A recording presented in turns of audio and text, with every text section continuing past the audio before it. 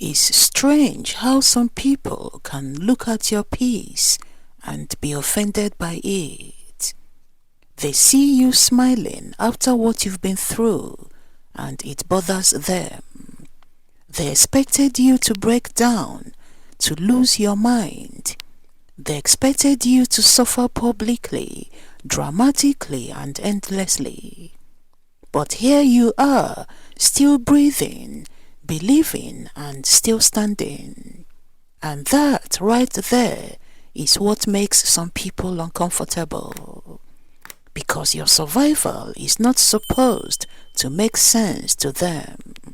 Your peace doesn't fit the picture they painted for your downfall. Life has a way of exposing people's hearts. You find out who is truly with you, not when you are winning, but when you are wounded. Not when you rise, but when you refuse to stay down. There are people who secretly cheer when life hits you hard. They smile politely to your face, but in their hearts they whisper, "Let's see how long they last." They are not praying for your restoration, they are waiting for your ruin. In the book of Genesis, we see Joseph. Joseph's brothers were angry, not because of what he did, but because of what he represented. A dreamer, a favored son, a chosen one. They could not handle the grace in his life. They threw him in a pit, sold him into slavery, tried to bury him, silence him, erase him. But every attempt to destroy Joseph became a divine appointment to elevate him. When they thought he had gone forever, God was just beginning the next chapter. When they thought they had ended him, God was just promoting him. And when famine came, the same brothers who wanted him gone had to bow before him, not in worship, but in need. Joseph looked at them and said in Genesis chapter 50, verse 20, "You meant evil against me, but God meant it for good." And that's the message for someone listening right now. They meant it to destroy you, but God meant it to develop you.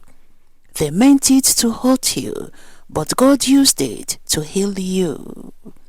They meant it to bury you, but God was planting you. There is something powerful about divine disappointment. When God disappoints your enemies, it's not always loud.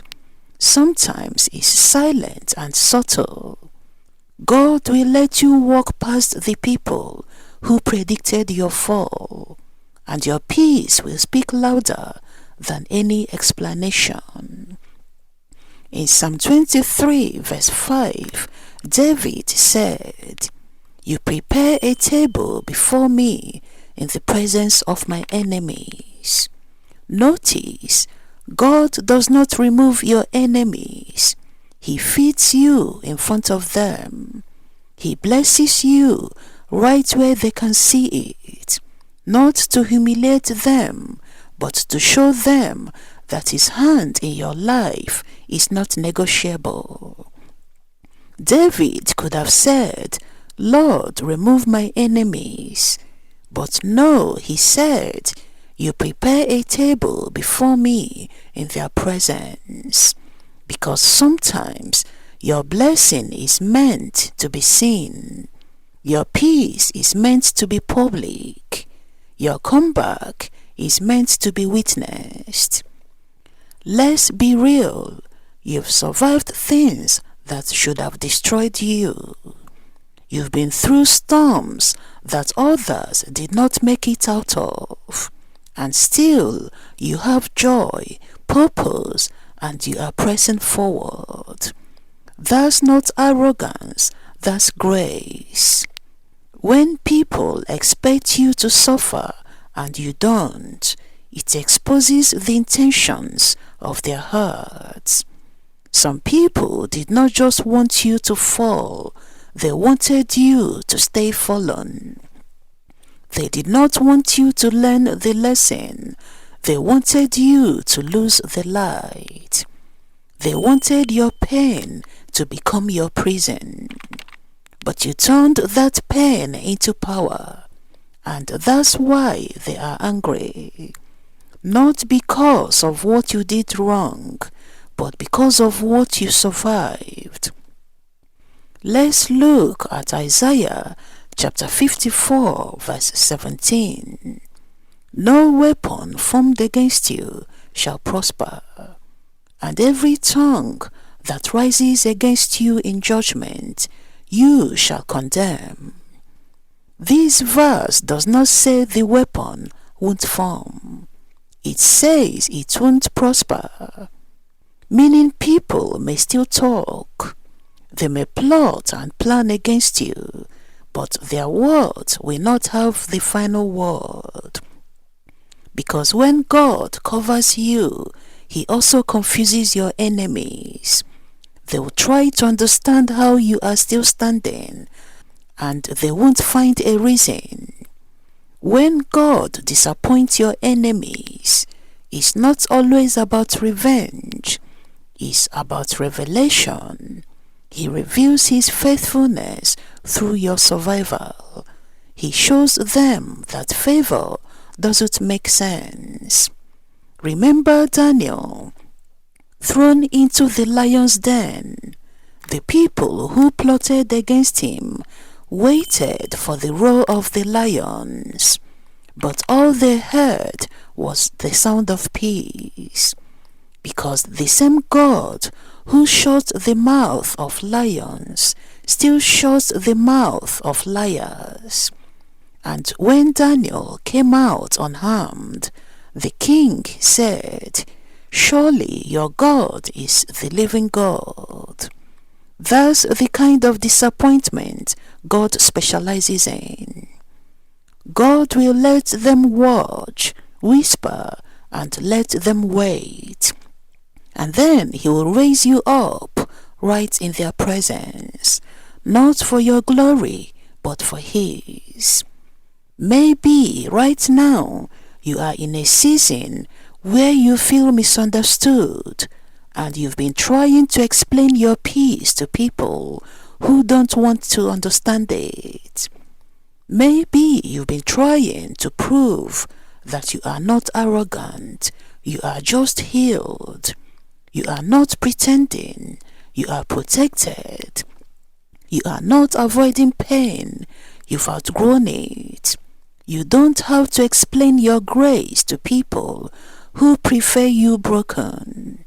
Just keep walking, because every time you choose peace over bitterness, heaven celebrates and hell gets nervous. In Romans chapter 8 verse 28, Paul reminds us, all things work together for good to those who love God, to those who are called according to His purpose. All things, not just the pleasant things, even the painful ones, even the betrayals, the disappointments, the moments that made you cry. God weaves them all into something beautiful. So if they are angry because you are smiling again, let them be angry. If they are upset because you healed faster than they hoped, let them stew. You don't owe them your pain just to make them comfortable. You don't have to shrink your joy to make your enemies feel justified. Because when God restores you, He's never quiet, He's always complete. Mercy doesn't check with man's opinion before it flows. Grace doesn't ask for permission before it covers you. Favour doesn't take a vote before it lifts you. So don't apologize for the joy they did not expect. Don't downplay the peace they can't understand. Don't explain the blessings they did not see coming. You are living proof that God can disappoint the plans of people and still deliver His promise to you.